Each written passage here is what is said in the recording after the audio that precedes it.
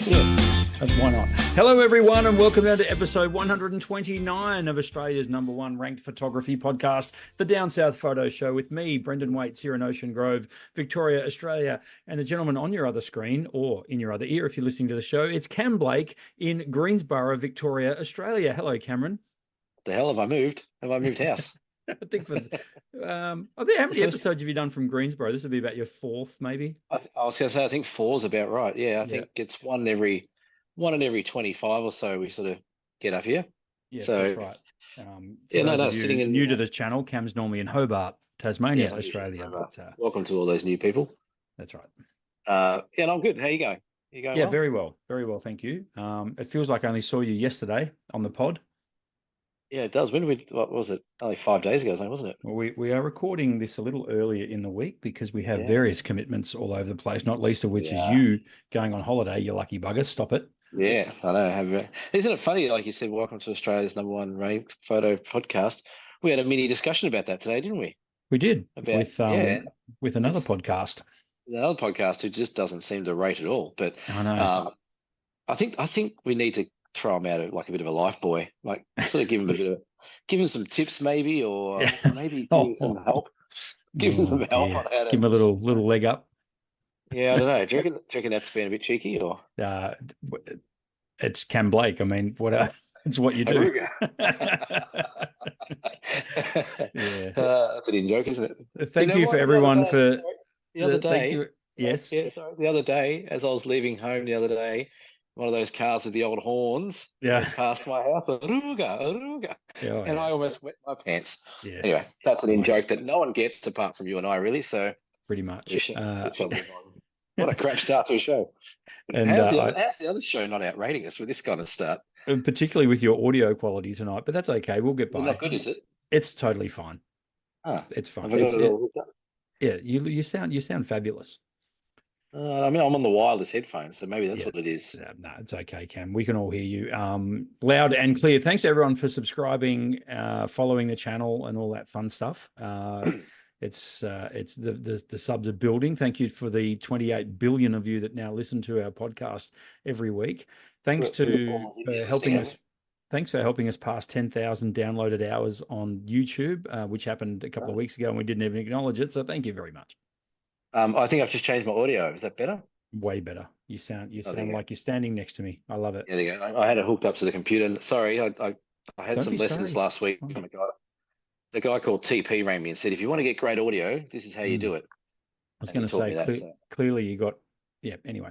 The winter photo comp, People's Choice is not far off closing now. So by the time this goes out, it'll be your last chance to jump on and vote for last month's photography competition from us, and the theme was winter, and you can only do that on our Facebook page. Head on over to the Faceache and look for us, the Down South Photo Show, and it's the pinned post, and you can go ahead and vote for your favorite photo. They're going well. We have a lot of votes going on. Last week we had a real clear winner. This week it's still tight between about 3 of them are really tight. So get on there and vote. Down South Photo Show at Facebook. Get on there and vote away, because we don't want to draw. We want someone to be an outright winner. That's right. We can't be level pegging. Now, while we're at it, dsps.com.au is positively buzzing with activity. You can jump on there. You can see previous episodes of the show. It'll direct you to the YouTube channel if you're listening to the pod. There's our merch page. You can buy us a beer there if you want to. You don't have to, but if you feel that way inclined, I don't mind a beer. What about you, Cam? I would. If I was you, I'd definitely buy us one. And also, of course, you can check out our workshops that we've got up with our dates now locked in for 2025. Yeah. Including the Great Ocean Road, the Murray Mallee, Tarkine to Cradle Mountain, and Freycinet Bay of Fires. Yes. That hasn't been dated yet, but that'll be the second half of the year. Yes. So looking forward to that. Even if you just want a bit more information, just jump on there and have a look-see, and you can contact us through the website, dsps.com.au. Did you go to some marketing course or something this week? You got the marketing hat on. Verbal diarrhea. Well, yeah, wipe your chin. The last 30 days, we've had close to 300 people jump on our website. Clearly that's a mistake. That's right.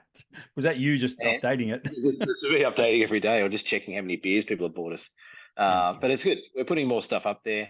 Um, by the time this show comes out, people that are subscribed to our newsletter, which is via the website, there'll be a newsletter. We're going to try and do like a monthly newsletter with a bit of behind the scenes stuff and a bit of what you and I have been getting up to, and sort of keeping an eye on what we do when we go away and things like that. So keep an eye for that.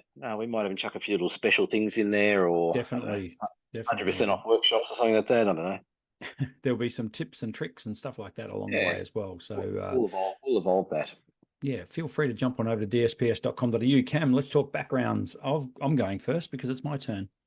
Okay, you go first then. This is landscape photography in its simplest form. I love this kind of stuff. I've got quite a few photos done like this. This is just Clifton Springs, which is on the northern side of the Bellarine Peninsula, 10 kilometers north of my house.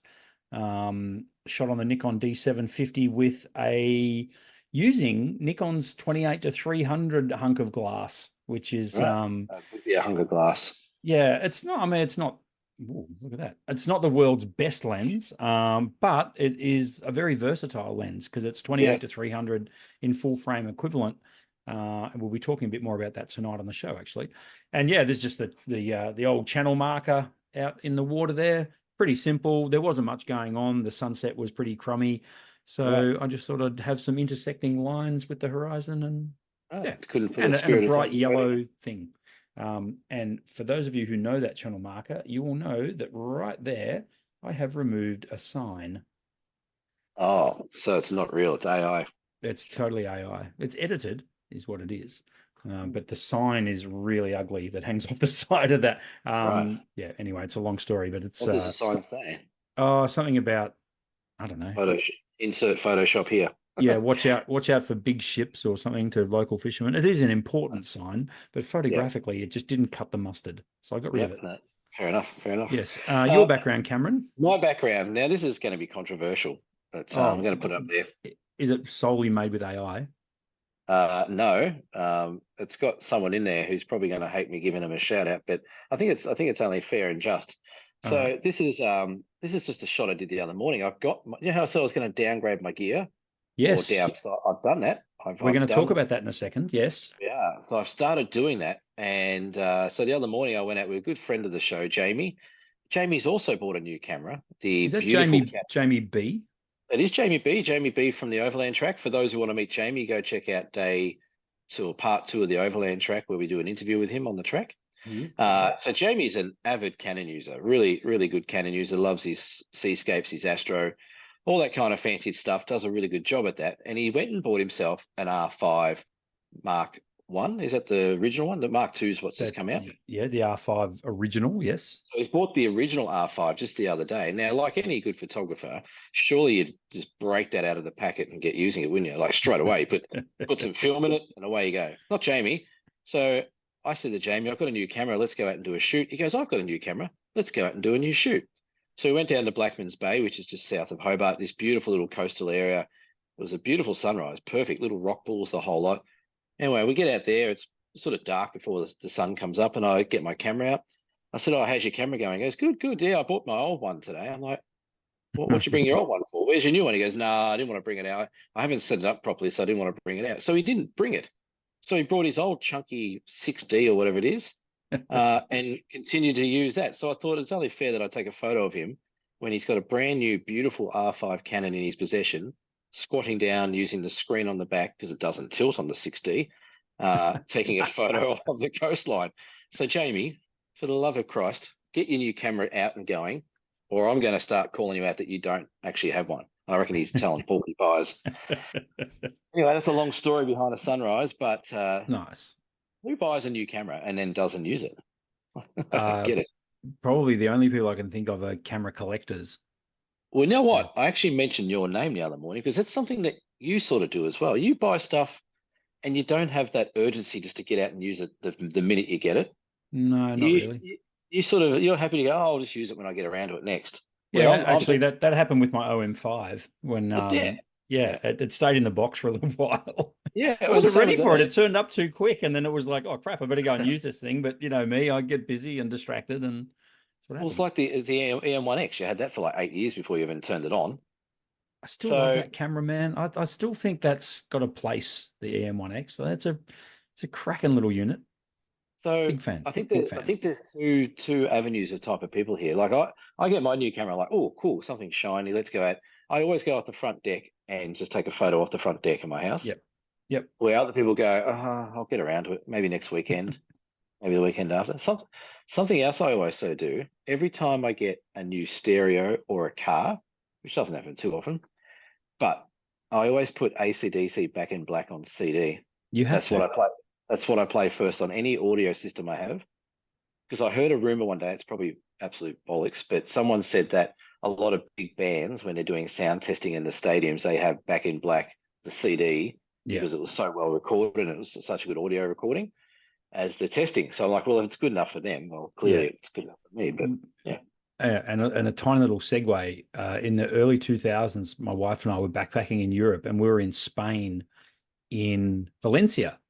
right. And before the bullfighting, we didn't get tickets for the bullfighting, but they had bullfighting on, and over the PA they played Hell's Bells. Yes, So I right. wonder if that's the same Well, it's the reasoning. same album, Well, there you same go. album. So it must be. So, but There it you go. still doesn't change the fact that Jamie's got a new camera and he hasn't broken it out. Jamie, pull your finger out Now, now. questions without notice, Cameron. I know we Of haven't got course. this on the run sheet. Run sheet. Listen to me. So you put up a post during the week, over the weekend, I believe, talking about sort of a bit of back to the future for you, Yeah. and changing camera systems, and you've Yes. settled. You've settled on what you're going to be using for the next little while. Is that right? Oh, the next 2 minutes, yeah. No, I have. So a couple episodes ago, I said I wanted to sort of downscale things and move away and minimize stuff a bit, and I've done that, which doesn't take me long. When I make a decision, I just go. Yep. Sometimes it's right, sometimes it's wrong. Yep. But I have settled, and again, this is going to be. This sounds so stupid. I've actually gone full circle for the third time. Um, so I've actually gone and got. I traded in all my Fuji GFX lenses and body and the whole lot, and the changeover was almost identical. So I've gone and got the Leica M11 again. It's the second Hmm. one I've owned. With a 21mm lens, and I've got a 50mm lens that I'm renting. That's on its way. Mhm. Um, and the other morning when I was down here behind me taking photos, straight away I noticed a difference in how I shot. Like I can literally just pick the tripod up with this camera on one hand and just walk around. It's so light and nimble and small. Where I had the Fuji, I'd have to pick up the whole thing, and it was really quite cumbersome. And I also traded off a heap of Olympus lenses. So now I have my Olympus OM1 with the big, nice white lens for my wildlife stuff because that's a cracking combination. And Mhm. and I've just got a standard wide angle lens for that. So I've got minimal lenses for the Olympus with a macro lens, and then I've just got this other Leica minimal. So my system now has gone from about this big to about that big, Mhm. and I'm happy. I like it. Good. Hmm. Well, I'm glad you're happy. I'm just having a quick look through some specs of the Leica M11 for Yeah, don't look at people the who price tag. don't know the camera. Yeah, a little bit of irony there, isn't it? After That's making I so much feel fun like about Canon and their R1 yeah, pricing. I do feel like a dickhead, but that's okay.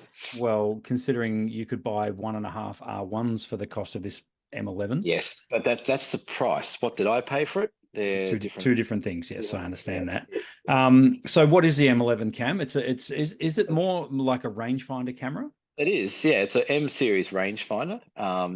So people might remember the classic M6 and the M2s and all those kind of classic old rangefinder cameras from Leica. It's pretty much a digital version of that. I think they're into. I think the M8 was the first digital one they did, or M8 or That 8 semi. sounds right. Yeah. So they're into their third or fourth version of it. Um, but this one, I used to have the Leica M10R, which is the model before this, and then they upgraded a few things. So this is what I've gone with. So it's a rangefinder type camera. So you don't actually have an electronic viewfinder. The viewfinder is when you've got to match up the two squares to get the focus right, which I use occasionally. And it's also got an LCD screen that you can do your focusing on as well. But it's very simple. You're probably looking at a picture of it now. It's Yeah. minimalistic. It's three Yeah. buttons on the back, a couple of buttons on the top, a couple of dials, and that's it.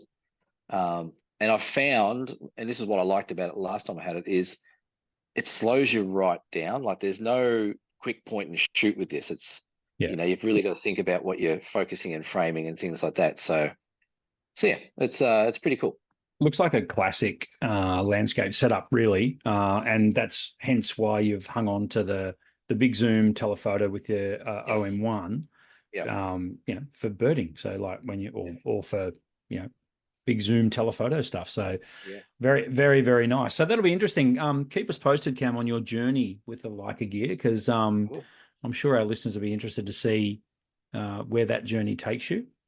Now the question is, and I've asked myself this: does it take better photos? Does it make me a better photographer? Does it do anything? Like, yes and no. Well, Like, it's it, interesting, isn't it? It's the classic wag the dog story, isn't it? Where hmm, just because you happen to have a fantastic camera, does that make you a better photographer? Of course, the answer is no, no, it doesn't. sure. Yeah. It's the archer, not the arrow. Yeah. It'll be Like, interesting. I can honestly Sorry. say with this camera, with the Leica, I reckon I make maybe more mistakes with this camera than I do with other cameras because it is all manual focus. It's all manual exposure sort of thing and manual, everything's pretty much manual on it. So, but the benefit of that is that if you make a mistake, you learn really quickly from it. Yes. So, and that way you sort of slow yourself down. Like I said, I think I said once before, it's the closest experience I'd have to shooting film is using this Leica. And I Yep. love that. I love that whole slowing the process down, not taking 1,000 shots, maybe just taking a handful of shots. So, I'll definitely keep you updated. Like I said, I got a nice 21mm lens with it. It was actually a Voigtlander lens, So which I've sorry, never had. just for the folks at home, 21 mil, that's full frame equivalent. That's full frame. So this is a full frame digital camera, Gotcha. 60 megapixels. Yep. But you can also shoot at 36 megapixel or 18 megapixels. So it adjusts the sensor accordingly to do what you need to do. And it takes a manual focus lens. There's no autofocus for it. Yep. So like I bought a 21mm lens for my landscape, and then I've got a 50mm lens just for shooting around, shooting the breeze. It's Uh, remarkable how much you have to pay to get so little in a camera these days. it is. Look, to be honest, like I've had a few people, and I've questioned myself before. Like the retail price of these is stupid, like Yes. absolutely stupid. Like unless you are running some multi-million-dollar business, there's no reason to buy one of these. And I'm not running one, and you're not running one. Oh, no, Um, I disagree. I think for all the reasons you've already stated, it's worth buying one of these if you can get one. And you are a professional photographer. These are tools of the trade, my friend. So there are also I, good tax deductions and GTS refund products. well, when you're, yeah, that's right. We just wrapped up the financial year, so that's handy. Hmm. So, Yeah, something a little different today for our this is podcast. different. This is Um, Brendan throwing curveball different. we got sent a very, very interesting Dear Cam question, which we thought we would dissect. It's quite windy, long worded. So, and I read through it a few times today. And basically, what I've done is I've broken this Dear Cam down into 6 different parts, which sounds like a lot, but Jesus. bear with us. It's an interesting tale that I think resonates with a lot of people that listen to the show, or photographers out there, and it's got revolves around camera gear, which we've just been talking about. So let's get into it. It's from Peter from South Australia. I don't know where in South Australia, but hello, Peter from South Australia. Maybe he's from Peterborough. That's right. So part 1 is hello, you two. That'll do. That'll get it read out. I am now at a crossroad in my photographic journey. Now that's the first part of it. I'm at a crossroads in my photographic journey. It's so funny, I feel like a lot of people I know are at a crossroads with their photography, and I Yeah, think it's got a lot to do with technology. yeah, I think it's got a lot to do with what's being released at the moment. Grass is always greener with the new yeah. gear. There's a There's two. bit of There's a FOMO lot. going on. I think, and this has been going on, I think, for the last few years. There is too many choices and frequently updated choices. Like Yeah. just when you think you got your head around a system that you like, or a camera that you like, or a genre that you like, something comes out that starts pointing you in the other direction or a different direction, Yeah. and that's hard. Yeah, it is. It's a bit of a minefield out there at the moment, particularly for people that are looking to break into into the game and buy themselves, in inverted commas, a real camera, as people like to call them when they come into my shop. I want to buy a real camera. I'm sick of my phone. Do you know, I got a comment from a young lady the other day. She wouldn't be mid-20s, whatever gen that is, if we want to label her. And she said to me, she goes, I am so sick of using my phone when I travel. Yeah. Can you recommend a camera system? And the number one reason was because she didn't want to look at her phone when she was taking photos. Yeah. And you know, I She's said, clearly not. She's clearly not mid-20s, and she's obviously trapped in someone sensible's body. I said to her, you know, you can put your phone in airplane mode, and she agreed. She said yes, but I don't even want the temptation of the thing. Yeah. She said, because, you know, I invariably find myself, you know, even if she's just traveling in Australia, like she'll be at a coffee shop or somewhere, and she'll want to take a photo, so she picks up her phone, and that Yeah. generally leads to that compulsion to check a Yeah. message or to look at Yeah. social Yeah. media. So she wanted to Yeah. get away from that, and that led us down a bit of a path to, in the end, we settled on either the Panasonic Lumix series, the TZ series cameras, the TZ110, Yeah. or Or a Canon R1. a Canon GX Mark II, GX7 marked G7X, G7X Yep. Mark II, which is their compact cameras, which are beautiful little cameras with fantastic lenses Yep. that they don't make Yeah. anymore. Yeah. They Power haven't made shot. them for about 4 or 5 years. Yeah, the Power Shot. So Yeah. Yeah. great little system. So yeah. So the first part of the deer cam is that Peter here finds himself at a crossroad. His photography. He goes on, I've been a Mm. Nikon user most of my adult life, and recently have bought into the Olympus slash OM system setup. So Flash curry system. that's right. So that was an interesting statement as well, that he'd shot Nikon, quite similar to the journey I went on, actually, because Yeah. although I did have Olympus early days, the E300 was my first Olympus camera, which I still love that thing. I'm going to find one day and just have it. Yeah. You know, like my Pentax K1000 obsession. I'll end up with another E300. And then, yeah, I've migrated across to the Micro Four Thirds system for Olympus. Main reason being, like most people, wanted something smaller, more lightweight to travel with. And Yeah. now what's happened is the entire industry's gone that way. So, Yeah. and I think that's where we're headed with this from Peter. Mm. Cam, what did you shoot before Olympus? So my camera journey, I started out with a K1000 Yes. as a film camera. Then I had an EOS 630 film camera Wow. yonks ago, and then I had an EOS 50, like the silver one. I think that's the silver one with a Beautiful little camera. 24 to 105 USM lens on it. Mm-hmm. And then I went to the Olympus E1, That's right. and then I went down that journey. But I always had, I think I always had like an OM1 Olympus film camera. But I did a little bit of splashing around in Canon at the very very early stages, and then pretty much been Olympus, Fuji, Leica, Olympus, Fuji, Leica, Olympus, Fuji, Leica the whole way. So That E1, that was a work of art as well. I think it had the same sensor as the E300, didn't it? It just had well, weatherproofing or something. yeah, funny you say that. I found an E300 for you, $360 with a couple of lenses on eBay. Beautiful. I don't need Yeah. the lenses. I think I've still got them in a shoebox Oh, there you go. somewhere. But the E1 was their first professional model they That's right. brought out. It was too. 12 megapixel. Wow. Yeah. That's ahead of its time. Peter goes on, my Nikon life has me from 10 millimeters through to 500 millimeters, or 17 to 750 in full frame equivalent. So that says to me that he's got like a 5100, 5300, something like that. Yeah. Maybe a 7, does he save? Oh, sorry, Nikon 7200. There you go. Yeah. So Yeah. he has an APS-C size sensor, which gives him Yeah. 15 to 750 millimeters in full frame equivalent over 3 different lenses. And his Olympus Right. journey has him from 12 millimeters to 300 millimeters, or 24 to 600 over 3 different So lenses. he's not as wide in the Olympus, but and not as far. So he's in between, or a bit less Yeah. than the Nikon. Yeah, that's right. So Three different lenses. yeah, over 3 lenses, which is fairly commonplace. So he says, I prefer the size and weight of the Nikon, the D7200, but like the smaller lenses from Olympus and the mirrorless benefits, lighter weight, Yeah. etc. I feel the need to combine the two forms. So the next natural progression seems to be to trade all everything for Nikon Yeah. mirrorless. Mm. So this is interesting. So his quandary is, do I go full frame or do I go crop sensor?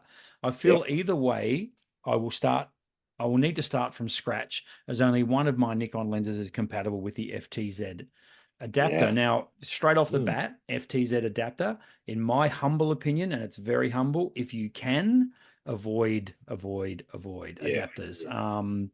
They're an extra Yeah. piece of kit that sort of defeat the purpose of going to smaller, more lightweight gear. You've actually got to Yeah. chuck an adapter. Now, I understand some people might have glass that's quite expensive, Mm. f1.2 lenses, that sort of thing, for example, that you don't want to give up on. I can understand that. It's counteractive to that weight issue though, isn't it? Because Definitely. I've seen this a lot too, where people rock up on workshops and they've got, new R5s or R6s or whatever they might have.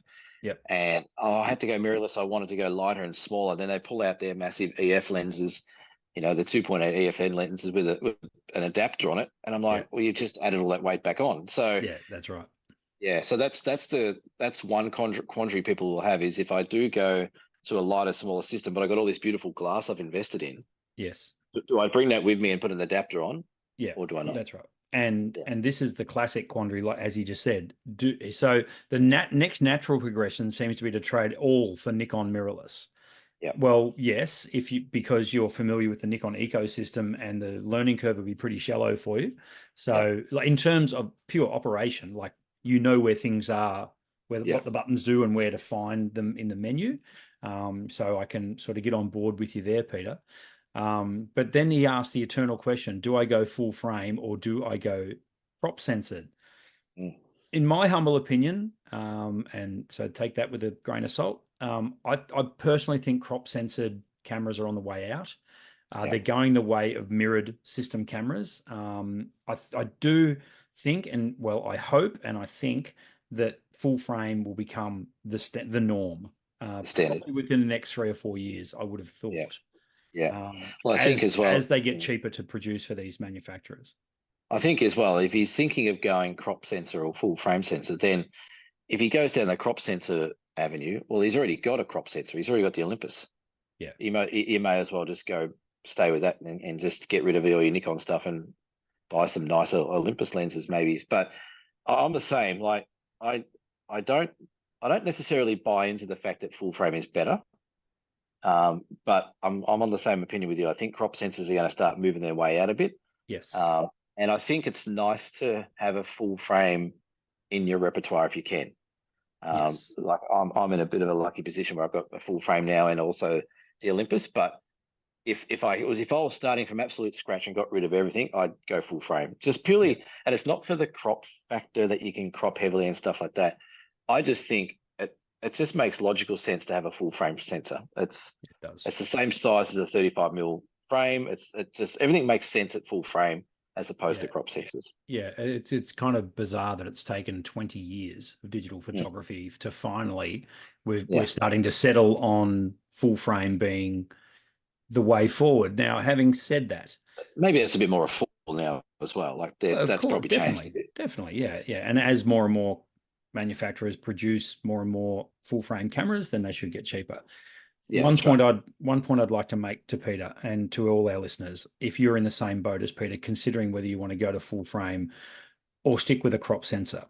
If you go full frame, you essentially have a crop censored camera in your hands. Yes, that's What right. what do I mean by that? You can literally use Gaffer a tape and digital. just That's scaffer right. it up.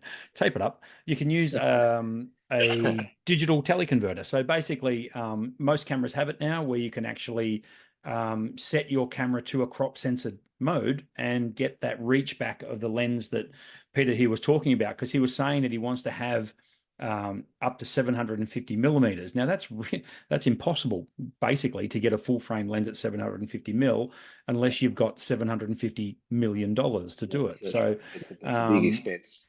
but you can't go the other way. If you buy a crop censored camera, you can't convert it to full frame. It just That's doesn't right. work like that. So Yeah. when you've got a full frame sensor, you can effectively shoot as a crop setup if you want to. Yeah. And I think now it's a moot point weight wise and size wise, because Nikon's Mm. Z series cameras are as small as anything Olympus have put out lately. Yeah. So And I think the good thing that's coming out as well with the Z lenses and the RF lenses as well, their good quality glass is now starting to get lighter and smaller. Like it's still, it's not that heavy glass as it always is. It seems to be a bit more, I guess, combined a bit better with the body. Where I think at the start some of the lenses I were bringing out were quite big and bulky still, but he does say that he wants to have that 15 mil to 750. That's right. So that's the next Yeah, part of his in question. in just two lenses he wants it, not three. Yeah. That's a big ask. Is there a full frame or crop system out there that would cover the full frame equivalent of 15 millimeters to 750 with just two decent lenses? No, there's not. I don't think so. No, No, there's not. There's purely not. Yeah, like they don't Nikon do a 15 to 750. That's right.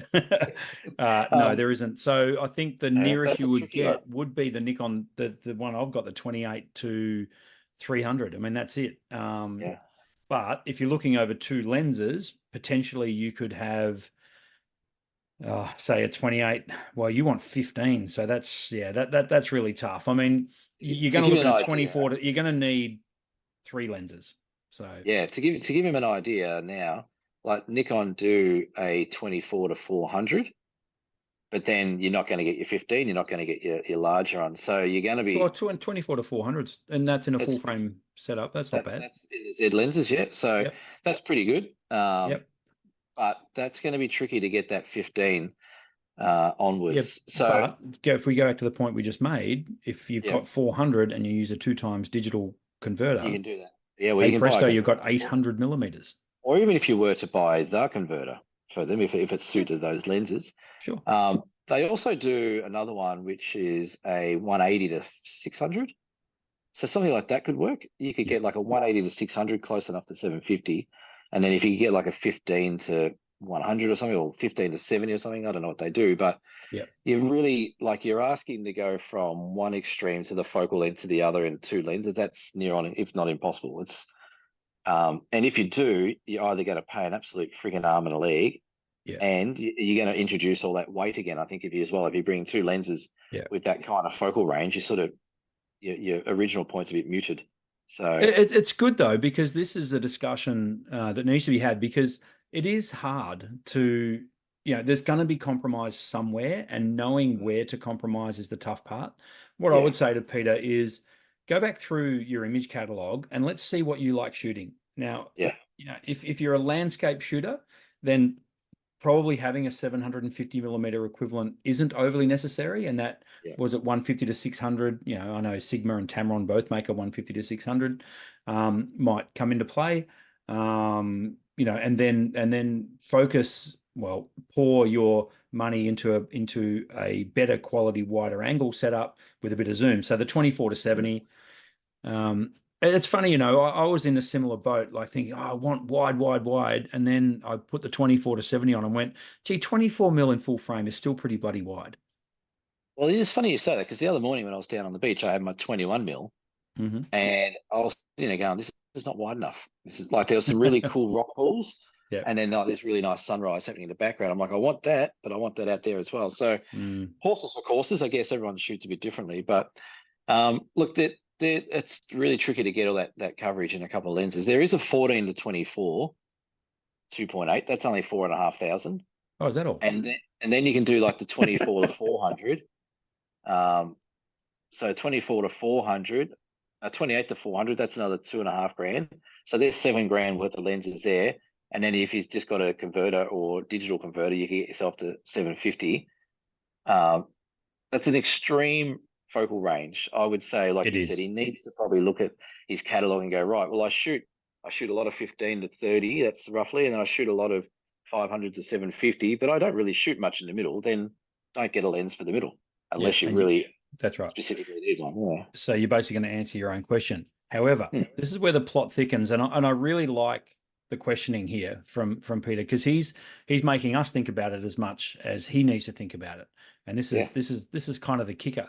I feel this is what Peter says. I feel conflicted, as we are always being told that the gear does not matter and we don't need new gear or better gear, etc. I then wonder what would be the point of upgrading to an interchangeable system and worry about lens choices, etc., when we're being told that we can get the same results from any camera? Should I just look for a good super zoom and not need any more than that? Or do I wait for a smartphone with a full frame sensor and decent glass? I think that last part was tongue in cheek, but yeah, and you're right. I mean, we've been banging on ad nauseum on this show about finding, a good secondhand camera. Yeah.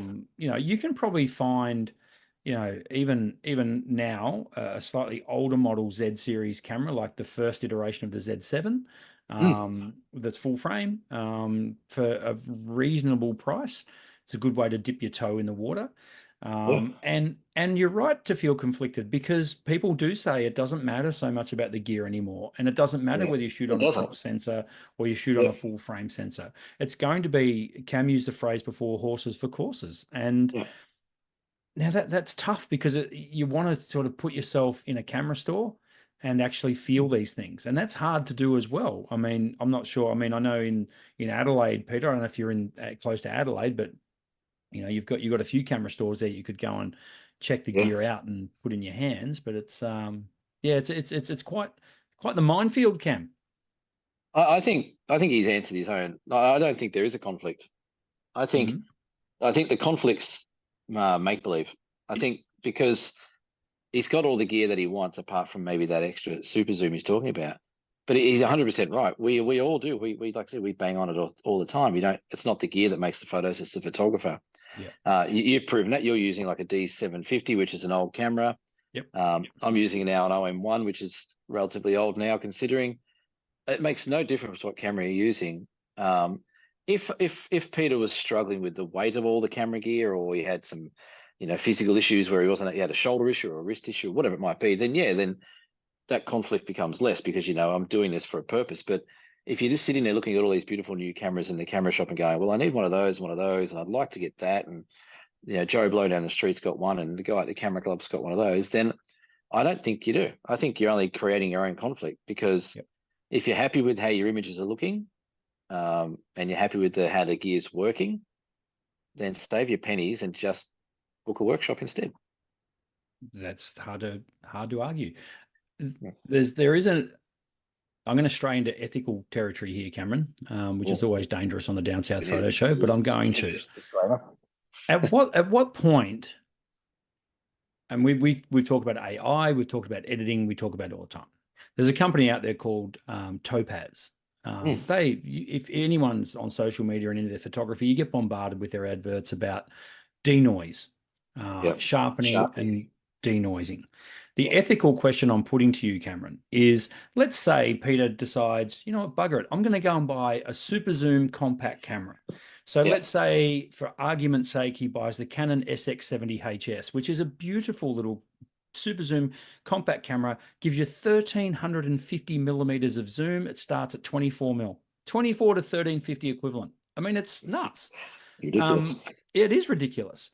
So I've sold a couple of these cameras recently, and one lady took hers to Africa with her, Right. and now she tells me, and I've got to take her word for it, that she had a professional photographer next to her who looked at her photos of a lion or a leopard or something she'd shot in a tree with an SX70HS, and he just went, "Oh my God, how good are these cameras now?"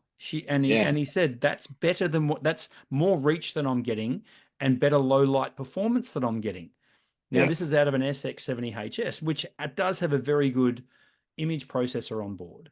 The Yeah. point I'm getting back to, though, is she showed me some of her photos, and they were prone to a little bit of noise. So while Right. she was in my shop, I ran it through Topaz or Gigapixel or one of these programs and just Yeah. said, there you go, it's fixed. The ethical question I have is it now her image? Oh, you're going that way. I thought you were going to go a completely different way with that. Is it Yeah. now her photo? I mean, It's, it's been edited. yeah. That's We've fine. reduced noise, we've sharpened it, we've brightened the image. Yeah. The composition, yes, that is hers. Yeah. That The whole can't be lot's taken hers. away. No, the whole lot's hers, because she's pressed the button. Yep. I'm happy to say, yep, that's hers. Yeah. Okay. Um, Cool.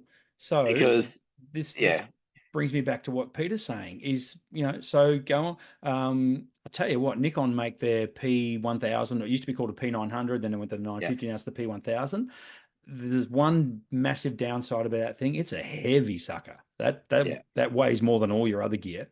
But if you look at those little compact Canons, and I'm sure Panasonic make the FZ3 or FZ1000 or something like that, that's got a similar focal range to it. It's interesting times. Well, I think it all comes back down to this is the whole thing that's going on with photography at the moment is who gives a shit about your photos apart from you? That's right. Like if you're shooting to impress other people and buying gear around that theory that I have to buy gear to be good and be as good as everyone else, then you've completely lost your whole trade of photography there. Yeah. So many people, like, why do we care? Like, why can't that lady go out and spend $700 on a Canon with a 50,000 optical zoom on it and get this crazy shot of a line and put it through all the topaz stuff and fix it off and make it look awesome? Why not? Yep. Why can't we all do that? Why are we all going out and buying these expensive cameras? I don't get it. It's interesting, isn't it? And it comes back to a few. Now, well, I'm not suggesting for a second Peter is like that. Is prestigious and wants to have the latest flash gear and all that sort of stuff. No. What I am saying though is it's not out of the question for Peter to go and look for a camera like that and at least see what they can do. And I think what I would do if I was in Peter's shoes is I would look for reliability. Obviously quality.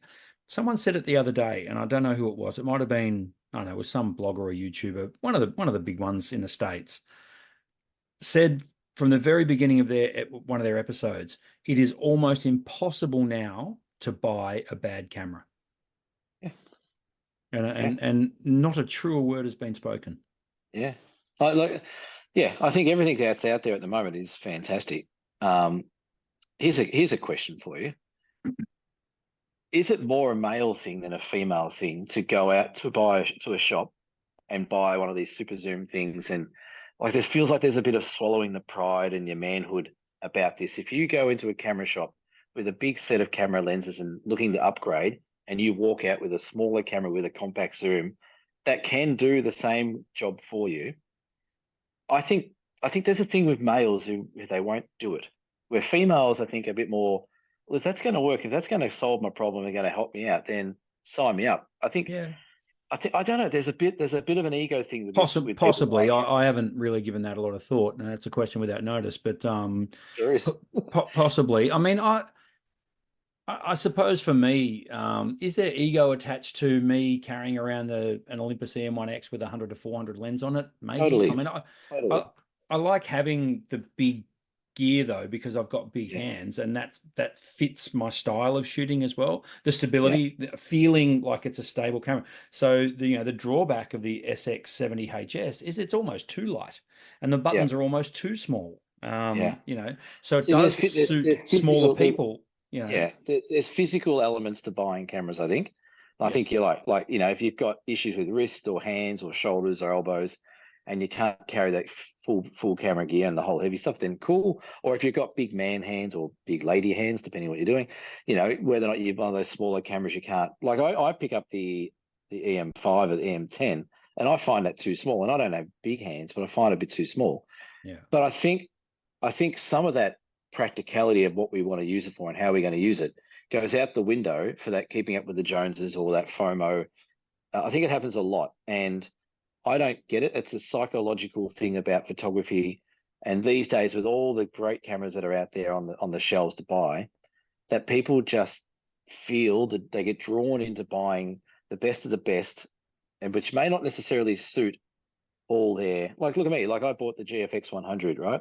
It's a 100 megapixel medium format camera. It's got some of the best files that I've ever seen come out of a camera. Every photo I take out of that, I feel really happy about. But it doesn't work for me. It's too heavy. It's too bulky. I've got issues with the wrist. It makes it sore after a while. I don't want to carry it hiking the whole lot. I've bought the camera 3 times because I keep saying to myself, but it's full, it's medium format. It's 100 megapixels. I've got to have it. Yeah. And it produces, as you say, it does produce a wonderful image. Great shots. But I can guarantee you now, not one person has looked at some shots and gone, oh, that must be the medium format versus the Olympus. Yeah, No one does it. no one's buying your photos based on what you No use one's to take buying the it. Full photo. stop. Well, that's true. But that's the thing. Like, it's only my internalizing of it all that I look at it and go, I've got to have that because in my mind, that's the best I can have. And I'm gonna it's not. Yeah. I'm gonna produce a matrix, and it's gonna be like a the old fashioned flow chart, and it's gonna be Yes. like am I looking for a camera? Yes. Follow this. Am I Yes. looking for a camera? No. Yes. Have a nice day. And then it's going to say, yeah, yes. Okay. Do I Stick to your like, phone. yeah, do I like landscape? Yeah. Do I like blah, blah, blah? And then yes, down to here, down, I I tell you reckon what. that'd be interesting to do. Tell you what we should do. We should marry that up with an app that tells you all the places around Australia where to put your camera and go stomping, Well, and that's a put it good all idea. together, and perfect. Funny thing, James Poppus or Popsis, whatever his name is, the James YouTuber Popsis. Popsis. We should get him on. He's a legend. He's a He did very good. something on. He did something with his audience the other day where he did pie charts of what I all did these see that. Yeah. they all use, and it was quite interesting what people used, how many cameras people had, what type of cameras feel. A quarter of people that watch his channel, which is 270,000 followers, almost up to us, a quarter of them use film cameras still, Mm. which I thought was really interesting. But yeah, it's a funny but good time we live in. We're spoilt with choice with cameras, and I think sometimes people. I think you need to swim in your own lane, is what I guess I'm trying to say with photography. If you're not a professional out there taking thousands of shots a year, don't go buy the top line. You don't need it. No. If you are a working professional, or you sell lots of your images, or you do a specific genre that needs X, Y, or Z, then yeah, go buy that camera that suits Yeah. that. But Yeah, that's right. And not for a second am I suggesting that a professional photographer should be shooting with a Canon SX70 HS. That's missing the point. The point I was making there was A, budget. yeah, B, will it give you everything a enthusiast needs? Absolutely. Will it yeah. shoot to a pro level? In some cases, yes. And if not, you But can make it go to pro level. that's right. And for workflow, no. I mean, you're not going to go and shoot the 100-meter final at the Olympics next week with an SX70 HS. You need frame rate, you need shutter speed, you need to be able to send those files immediately, all the wireless applications and all that sort of. I understand that. However, I can feel an email from taking the piss coming here oh, he's given up. saying, "How dare He you? or she has given up. How dare you downplay the Canon SX70X, whatever it is?" That's right. There'll be some pissing and moaning about how we've done something wrong there again. Unbelievable. See, look, I uh, even pumped up a Canon camera. Look, it's an interesting one, and Peter, getting back to his original question, I think the main thing comes down to one, budget, and two, need. Like, Yeah. okay, do you need full frame? Do you need to blow up big? Do you want to crop heavily? Do you want to, there's X, Y, and Z? If not, then crop sensors are going to do you fine. But like we said, we probably feel like they're going to sort of fade out eventually. Yeah, I probably Can think maybe if in summary with Peter, what Mm. is our advice? Well, my advice is this: stick with your Olympus for a little longer, Pete, because Yep. you said it yourself. I prefer the size and weight of the Nikon, but like the smaller lenses from the Olympus, and Yep. the Olympus is giving him the reach that he wants with the gear that he's Yep. got now. Yep. So maybe that means just cooling your jets for 12 months, see what comes along. You notice what he hasn't said at all throughout that, which I think is a very key element to this argument or discussion we're having. Not once has he said there, I like the quality of file out of the Nikon versus the quality of file out of the Olympus. This Yeah. has got absolutely nothing to do with file quality, which is interesting. So really, this is just an aesthetics thing. Like, I like the size of this one versus the size of that one. So Yeah. really, like, the main thing I look for is what kind of quality file I'm going to get out of my camera. And like with that matrix, do I want high megapixel? Yes. Do I want a small version? Yeah. Okay. Well, you can have this camera. Yeah. It's not, or yes, I want more megapixels, and I want a bigger camera. Okay, then you're going down this road. Yeah. So maybe we should do this matrix. That's a great idea. Yeah. Well, you heard it here first. Copyright Brendan Wade's photography. Yeah, interesting. Pete, thanks so much for the question, because not only has it given us an entire episode to dissect the current state of play as in regards to what people are looking for when they're buying gear, It's also opened up a few interesting questions for us. So if you are in a similar position to Peter and you've got questions about gear that you're looking to buy, by all means, drop us a line, dsps.com.au, do it via our Facebook page, or hit us up with an email, which you can find at dsps.com.au. This is where we put the ad break in. Yeah, it's a good one, and it's very common. I think Peter would be amongst a lot of friends out in the photography community at the moment about, especially with these new cameras that are coming out every 6 months. You can't help but sit there and go, oh, maybe I need to upgrade to that. Like, and then you start doing. I used to do all the time. You go to DP Review and compare one model to the other, and the whole lot. And thank goodness DP Review survived. Yes, you just can. For that feature alone.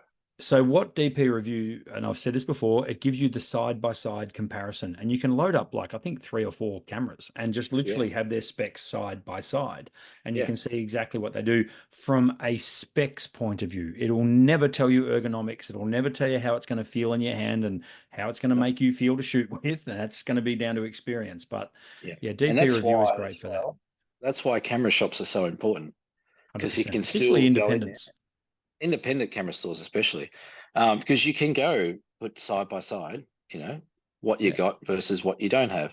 And if it's worthwhile, like the thing is, you buy online, you might get this camera that's got all the specs that are amazing, but you get it back and it's got buttons that don't work for your fingers, or it's just too bulky or whatever it is. So it is a good thing to do, and great question, and no doubt we'll get some more.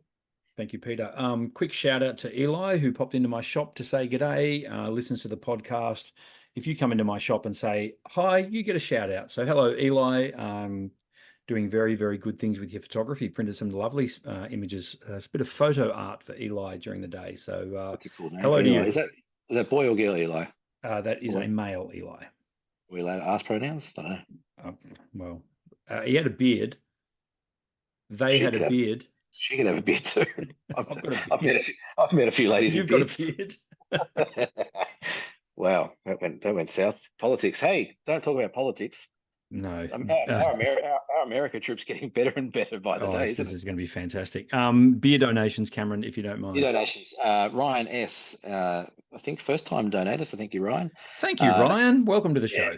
Welcome to the show. Jenny C and Mel H just scraped in today, actually. So, well, they weren't to know that we were recording quite early in the week. So thank you, Jenny. Thank you, Mel. Absolute pillars of the Down South Photo Show. With Mel and his tardiness with his beer donations, I'm thinking of start calling him Mel Biden, but we better not. Oh dear. Anyway. Cameron. Yes, it's me. Where are you? What do you got coming up, Cameron? I know where you are for the next few days, but then you're off somewhere else. Yeah, why am I in Greensboro? Obviously to catch up with family and a few friends, and going to catch up with 5-Star Dan tomorrow up in King Lake, up in the clouds. But we are going on a bit of a break for a week. We're going to go fly to a little island called Fiji. So we fly out later this week, and we'll be back next week. Just a bit of an R&R. We came across some really super cheap deals for Fiji with flights and accommodation. We haven't been there for a little while, but it'd be good to get back to the island and just chill out. Bit of family time. Family time. Probably get offline for a little while. Attaboy. I've got to take my Leica because for those who don't know, if you buy a camera within 30 days or 90 days, 30 days and traveling outside of Australia, you can, with the original receipt and the equipment, claim back your 10% GST on that on the way out. It's known as the Tourist Refund Scheme, and you can claim it at the TRS counter as you leave customs. Are they open all night or all day? 24/7. Excellent. So I'm going to take my camera to Fiji. Whether or not I use it much, I don't know. I might just leave it in the bag, secure, and take it so you can claim the tax back on it. And happy days. That's it. That's all I'm going to do it for. So yeah, I'm going off to there, and I'll be back next week. And then I'm into some steam train workshops when I get back, which would be really cool. Right. Yes. They're linked below. Are they sold? What's going on with those? They're not sold out. It's with the West Coast Railway. That's right. Journey on the west coast of Tasmania out of Queenstown. The tickets are through them, so we might put a link down the bottom. There might be a couple of spots in each one.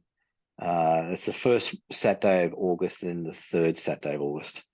Fantastic. But yeah, look it up. You'll find it online. It's called the Steam Under the Stars. Brilliant. Hmm. What Nice. about you? You working still, or are you having a holiday? Yeah, so I'll be, it's going to be business as usual for the next few weeks. I do have a child becoming an adult next week. So we're Birthday. having, why have one party when you can have two? We have our family gathering on the weekend, and the following Yes. weekend, my lovely daughter has all of her friends coming over Oh, that'll be to fun. celebrate her turning 18. So How that's, does no, that it's make you great. It's feel as very, a father?